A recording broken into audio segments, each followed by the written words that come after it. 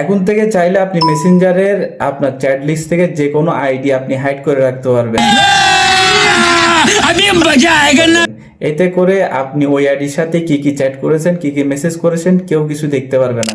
তো কিভাবে আপনি আইডিটা হাইড করে রাখবেন চলুন দেখে আসছি, আর অবশ্যই ভিডিওটা শেয়ার করে দিবেন। কাজটা করার জন্য আপনারা আপনাদের মেসেঞ্জারে চলে আসবেন। মেসেঞ্জারে আসার পর যে আইডিটা আপনারা হাইড করতে চাচ্ছেন ওই আইডির উপর আপনারা একটু চেপে ধরবেন। চেপে ধরার পর আপনারা এখানে দেখুন আর্কাইভ নামের একটা অপশন, এই আর্কাইভ নামের অপশনে একটা ক্লিক করবেন।